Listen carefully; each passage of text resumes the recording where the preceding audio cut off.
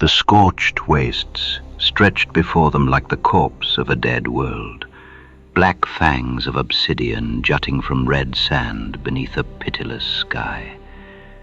The sun blazed like a demon's eye, and the heat was a living thing that clawed at their throats with fingers of fire.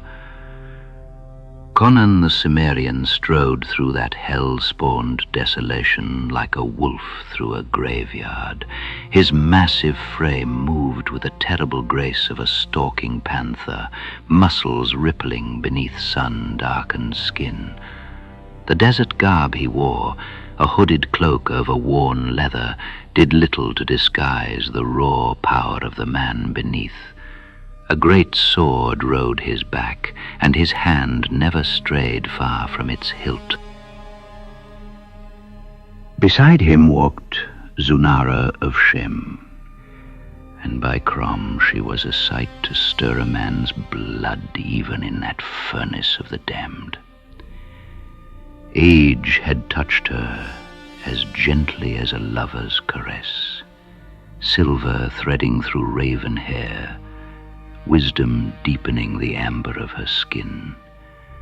Her body moved with a dancer's grace that mocked the years, golden robes clinging to curves that had not surrendered to time. The ornate circlet upon her brow marked her as more than mere woman. Here walked a sorceress who had drunk deep from wells of forbidden knowledge. "By Ishtar's breasts, woman," Conan growled, his voice like grinding millstones. 3 days we've walked this cursed waste. My throat's as dry as a Stygian mummy. Zunara's laugh was dark honey poured over broken glass. Patience, barbarian. The old texts speak truth. Her voice shifted, taking on harmonics that belonged to no mortal throat as she chanted. Fi adhabi ash-shamsi inda zawaliha lughatu al-jinni al-qadima tahti al-mal'unin wal-mubarakin ila maskani Dumah haythu kutila. She swayed as the words left her lips, then steadied herself with visible effort. In the torment of the sun at its decline, the ancient tongue of the djinn guides both cursed and blessed to Dumah's dwelling where he was slain. As if summoned by her words, the dying sun painted the obsidian spires crimson. The air shimmered, reality bending like heated metal, and there, between two towering fangs of black rock, an archway materialized from nothingness, ancient beyond measure, carved with symbols that hurt the eyes to look upon. There! Zunara breathed, raising her arms in triumph.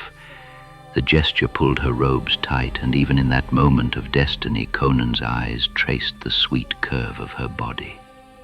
She was no trembling maiden, but a woman in her prime, ripe as she-might wine and twice as intoxicating. The archway pulsed with eldritch light, neither green nor gold, but some color that had no name in the tongues of men. Strange glyphs writhed upon its surface like living things. The tongue of the tin, the sorceress whispered, her fingers tracing the air. It speaks of twin souls, forged in one blade, at the dawn of the world, of power beyond mortal ken.